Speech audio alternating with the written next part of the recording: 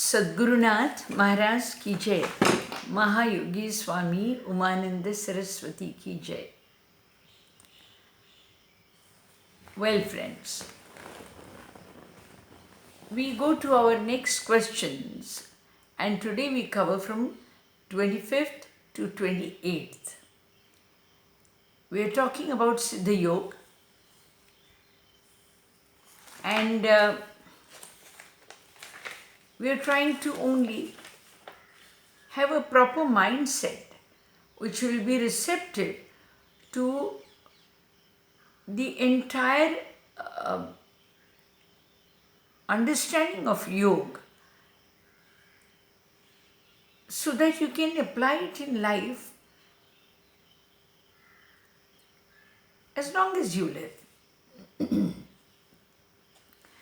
It's just molding your mind towards being yogic in your own ways.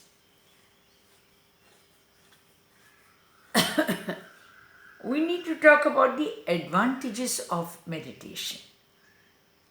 It's a very beautiful subject. I'll state a few of them. You've got to experience it. Each one will have a different experience regarding it. But still, an overall approach to what are the basic advantages of meditation. Actually, through meditation, that's the only way probably we can go and enter into an unseen world. With your eyes open, you can see the world. And there is a possibility that there is the world that is unseen probably requires another instrument. Or as I said, just close the eyes. If you open the eyes, you can see the external world. Logic will tell you if you close the eyes, you might see the internal world. Is it as vast as the external world? It's much vast, much vast. It's much vast. However, let's begin with the advantages at the physical level. At the physical level, the body starts becoming more divine. I mean, every cell in the body will be all the time like a fresh cell, where your mind is fresh and your body will be fresh physically. It will have a longevity will increase. It will be more healthy. I've got some of the ashram members. Once I had gone to the doctor for a normal checkup. At our age of 72, heart is also checked. He says, how come you have a heart of a 20-year-old person? I said, meditation. There were some of my ashram members who went to the doctors, these doctors, and they said, your heart is of a 12-year-old child, to one of my very dear seekers of the ashram, members of the ashram. So, it gives you a very healthy life, a healthy mind, and meditation works wonders. On a mental level, it helps you to be introvert. Being introvert, in the sense you will be willing to spend some time trying to know your inner self, and it will be easier. You will not be all the time rushing into the external world, physically, mentally. Otherwise, person who's at home wants to be continuously going out and all. Luckily, these are about 100 days of lockdown. We could do it more easily, some of us, because we had we thought that this was the ideal time to develop ourselves spiritually. Now, this sort of an approach itself develops when you start meditating and you want to discover more and more the beauty of the world within you. I'll give you a small example. There are 36 points in the body upon which, if you meditate, you can develop various powers, or you will have various visions. For example, if you decide to meditate on the tip of the nose, you might develop an art of levitation. Of course, it takes a long time, so it's up to people who want to try it out. If you concentrate on the left eye, from inside, with your eyes closed, you focus on the left eye, you will see Lord Shiva. If you see to the right eye, you will see the God Shakti. So these are various points. So it depends upon the moment you start realizing what is the beauty of all these meditative practices, meditational practices, then you'll be tempted to make use of it. You may want to spend. There was a time I used to sit for about 6 hours at a stretch. Now, mostly it is into writings, but it has its own. I've had the opportunity of seeing various saints and various gods and various sizes of gods. Many meditational, if I decide to tell you, there will be not less than about 100 such visuals which I can describe. But right now, what I wish to tell you is, it will help you to become introvert and stable. Your mind will not fluctuate so much all the time. You'll have something to fall back on. If it is not an external world, you can always fall back on an internal world, and which is equally beautiful. Then you have, your personality will become more dynamic. Your personality will become dynamic. Then the intellect also will grow purer. It will be peaceful, and basically it will be desireless. The desires will minimize, and your intellect will be pure. So these are some of the very beautiful advantages, physical, mental and intellectual level. On a spiritual level, you will experience bliss. Now, what do I mean by bliss? For joys and happiness, you need an external reason. They come as a momentary, for example, having an ice cream is a moment of joy for people. Why not? You're never too old to have an ice cream or a Cadbury. Now this gives you bouts of joy. There's no doubt about it. But without any external element to enjoy, you are still in a very beautiful, blissful state, a mental state. And that comes with the help of meditation. So you don't need a reason to be happy. You're basically happy. And not only that, you intend to pass that mode on to all those who come in contact with you. So this is a very beautiful sort of a bliss that you enjoy, and which may not have a reason. You may not need an external reason to be blissful.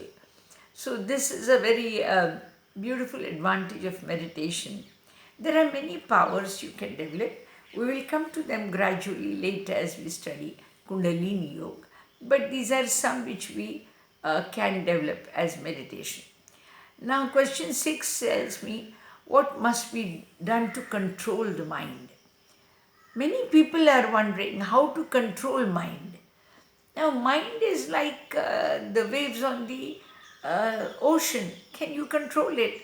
No, you can't control it. So it keeps on, because waves, can you control the waves? No, you can't control the waves. Similarly, mind cannot be controlled. Then how do you practice it? Then how do you benefit? How do you meditate if the mind is not controlled? You give it a subject. Mind, you give the subject to the mind. Don't worry about it thinking, but can you give it a thought to be thought about? Yes, feed it a thought. especially some thought which will not recreate a new thought. For example, suppose I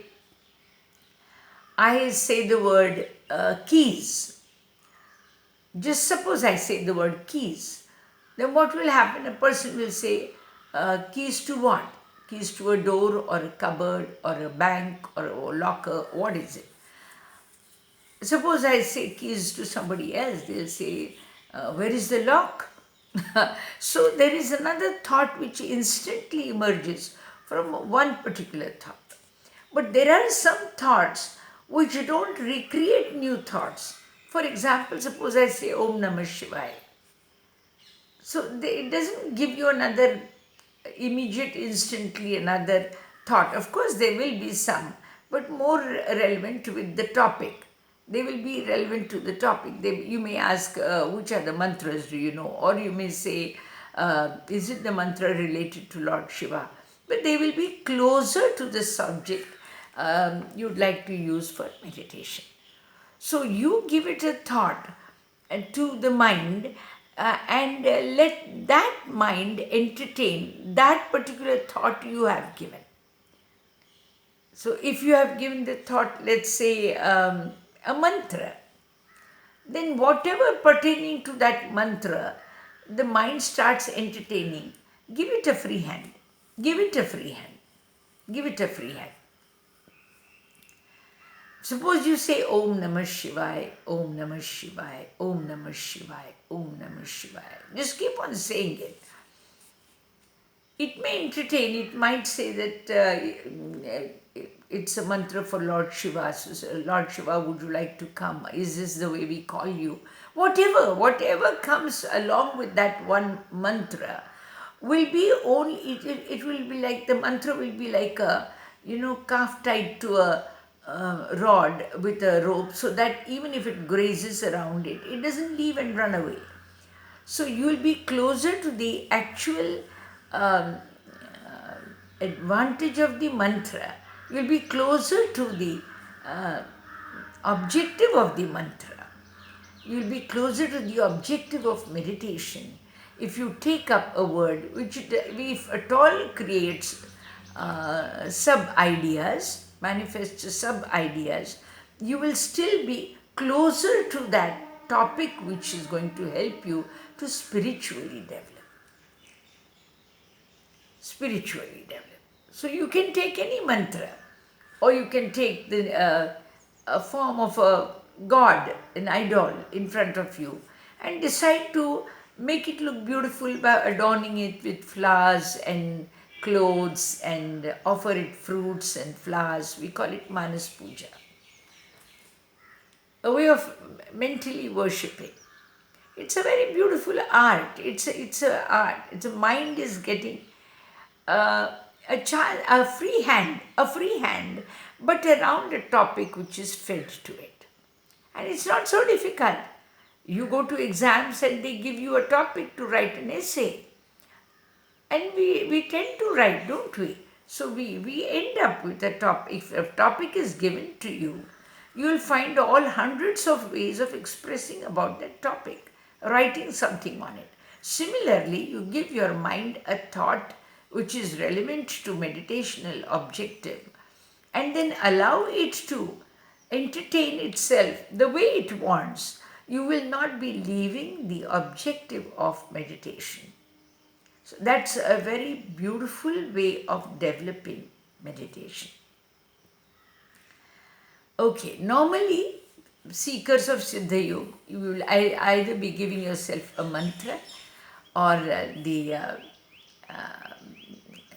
name of your guru, or the activities of the ashram, or your visits to the ashram, or your association with the guru, whatever you've had for a couple of times, relive them.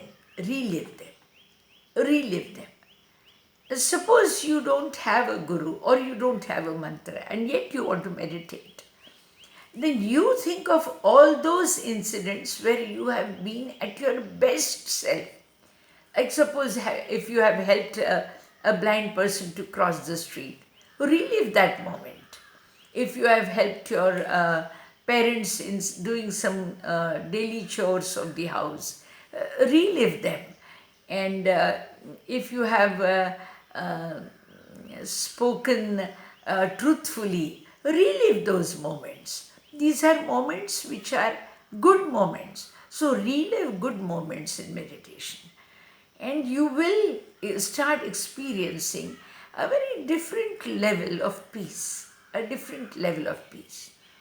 Now, the moment your mind starts becoming peaceful and little stable and steady, and there will be a sort of a calm feeling coming over you, then you may slip into a momentary, I'll call it a doze, like you'll doze off.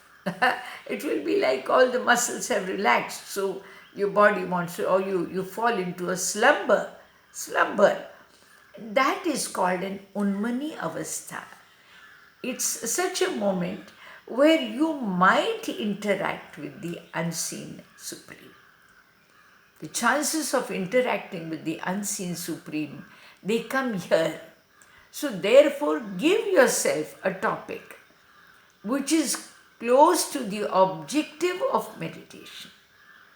And I think mantra is a more easier way of doing it. So we could use that. Now, is this external guru going to help you to do your meditation? Initially, you will need an external guru to tell you how to start it. But later, it takes up the role of the inner voice. We call him Sadguru. We call him or her Sadguru. Now they take up the role of the inner voice. And that also continues to. For example, there are some moments when probably in meditation, there are moments when you are likely to be slightly scared. There's nothing very, there might be some pressures which you will inculcate in you, or there will be some sort of a visual which might take you to dark tunnels for a stretch. There was one incident. I landed up in a tunnel during meditation, and it kept me going through the tunnel for a very long time. It was totally dark. But right at the opposite end of the tunnel through which I was going, right at the end of it, there was only a spark of light, like a torch, very small. And that kept me going. I was like, I was in a flying state. I was flying through the tunnel. Yes, these are beautiful experiences. We call it Vaishwanar Vidya. You can experience these. You will be leaving the body like as if you have left the body. The body is there with you when you are flying also. But it's not the solid body. That it's because it's like a picture in your mind. You are with a body and you are flying as if you are in a position lying down with your head down, and you keep flying, or you can even fly like this. And you will see yourself going high above the mountains, through the ravines, through the waters, through the walls, through the fire, whatever, all five elements you can cross without any. And these are experiences which are called Vaishwanar Vidya. Yes, you are able to understand all this. These examples are beautiful. Don't be in a hurry to experience them. Be regular about your meditation. And then when you are going through these mountains and ravines, and you need to jump into valleys, because then you see the depth of the valleys, you don't want to jump, but then the inner voice will tell you, don't worry, I'm there. And then you glide into the air and space. Now this inner prompting will be required for you to take a further leap in meditative world also. And that is guided to you through the inner voice we call Sadguru. Guru is there till the end of your journey. Till the end of your journey. Guru comes, keeps you company till the end of it. Till you become enlightened and you realize, all right, the Guru and you are the same. Or the Supreme Lord and you are the same. or you might merge into the Lord. Whatever it is, it's beautiful. It's beautiful. So then the question comes: can we see God? Can we see God? Yes, yes. But the dimension required here is faith. I will give you a very beautiful example of a recent incident. Yesterday was a sun eclipse, and I'm translating Vedas into English. And in the third chapter, sage Vishwamitra, they call him Prajapati Vishwamitra, he describes the sun. He has written some couplets, hymns, which are dedicated to sun. So while translating, luckily, I was now on that very chapter and those very couplets which were describing the sun. So I decided to choose 20 of those, and I decided to offer it as a prayer to the sun, because it is so said that if you praise the gods develop more and more power. Whatever the understanding of Vedic philosophy is, that if you sing in praise of gods, gods develop powers and they are able to take greater care of you. And because they are rendered by you, the hymns of praises are rendered by you, then the gods are going to take care of you in person. This is a very beautiful exchange. So I translated 20 of them, and then I wanted to, and I wrote it, I've displayed it on Facebook also. And I said, oh sun God, I'm writing in praise of you, and I want your blessings when it comes to tomorrow's eclipse, and I hope I can see it. I can see you. And the next morning, 9:30, my balcony has the sun right in front. But of course, by within about a half an hour, it just goes above my house, so I cannot see it further. So 9:30, I rushed to the balcony to see, because 9 o'clock or something, the eclipse was to begin. So 9:30 or something, I rushed to the balcony. I was with the camera in my hand. I had goggles. And I said, but there were thick clouds and the sun was nowhere to be seen. So I just looked up and I said, look here, I've offered my prayers to you. And if you have truly heard them, then you must come and let me see you. You must come out of the clouds and let me see you. Trust me, this is a spiritual journey. I wouldn't like to lie at all. But within 3 seconds, I would say 5 seconds or less than 5 seconds, the sun had emerged out of the clouds with its most glistening form. It was most glistening. Radiance was most glistening. Of course, I had my black goggles because seeing it directly was not correct. So from the glasses, it looked so grand and so royal, as if it had come with an intention to look grand, like as if dressed to kill. And he came.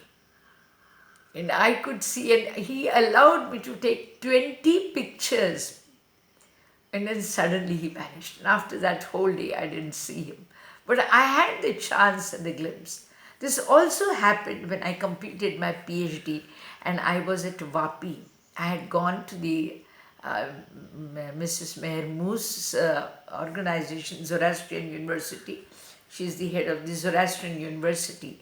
And I had gone there for my PhD, and I had a project there to be done at Vapi itself, the main base where she has a library. So I had gone there for 3 days to stay. And when I was meditating on the terrace, there was a Russian young man. He asked me, he says, Swamiji, please tell me how to meditate. And now I knew that Russian minds, whether they accept mantras or not, I was not sure. So I wanted him to have something which he could identify himself with. And of course, the sun was right there. So I said, why don't you do one thing? Let's meditate on the sun. Then I said, consider him as a personification. I mean, consider him to be a human being whose name is Sun and who's glisteningly fair and white. And if you can offer some sort of a worship, how would you worship? I said, give him flowers or give him. I said, normally I would offer some water on his feet and wipe those feet and then offer some sort of flowers and fragrance around and garland the person and just a beautiful way of welcoming. So I said, do whatever you think is beautiful to welcome the sun god. And then I allowed him to do it and I entered into that state myself. And I decided to welcome Lord Sun. And after some time, I realized my eyes had small slit. They just opened only just like a thinnest of the thread. And my hands were folded here in front of me. And suddenly I heard a voice that I've come. I've come. And I said, what?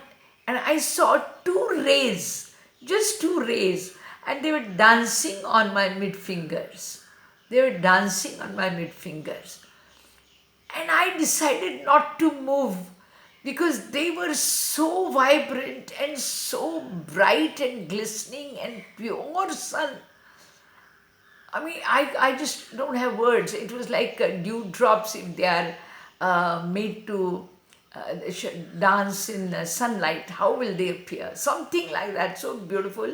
They were just two rays. They were like standing on my two middle fingers, and they started moving up and down, up and down. Maybe it was a movement of my eyes, but I was in such a trance that there was nothing that I was doing intentionally. Probably it was just an activity of the body functioning with my breath. Probably that thing must have changed.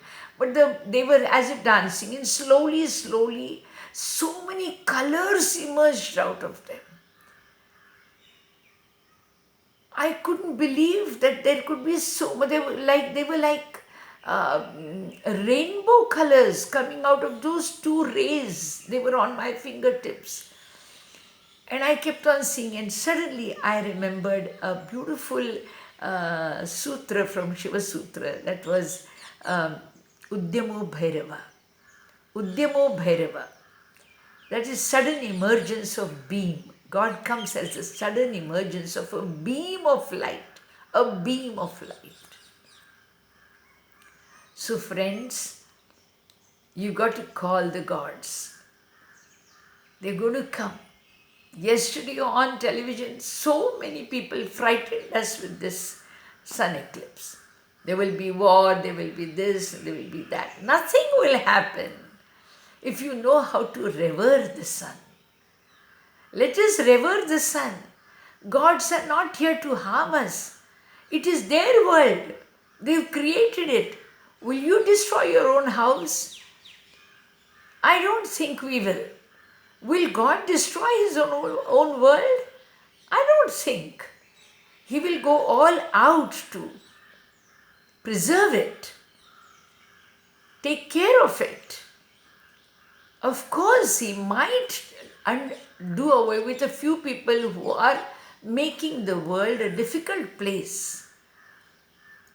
But he is not going to destroy the world. Think well. Don't frighten the public. Don't frighten the public. Teach them how to invoke the beautiful benevolence of the ultimate supreme and the nature around you. We need to do that. We need to become good human souls, and we need to have faith and include all these gods and superpowers in our lives to bring beauty to us. That is going to make us more beautiful, more surrendering, more sublime, more invocative, more, I have so many words to say, but I fall short of them sometimes. Invoke gods, invoke the supreme powers. They are all around you and they are there to please. Bhagavad Gita says, Gods, you please the gods, and the gods are given the duty to protect you. But they love praises, and that is what is done in riches of Ved. Vedas are beautiful. They are one of the most beautiful, they are the peak of poetry. And poetry is wisdom stated in the briefest manner. Friends, Vedas are beautiful. And they have all the answers to your world, to the modern world. Don't think that Vedas are ancient, so cannot be applicable to the modern world. I've started very late, I'm 72 years now.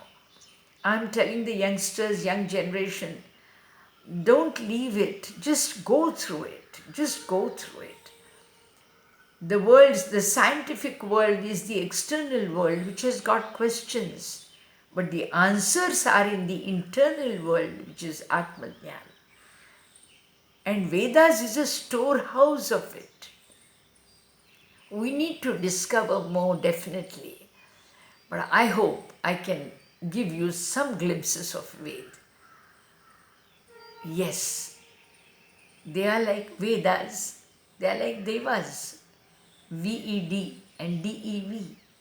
Ved spelled the other way is Dev, Dev is God. This is Swamy Radhikananda from Pune. This is the academy we are running. All those who wish to enroll with our academy for a certificate program in a year, please send me your details of name, address and numbers, contact numbers on the ashram number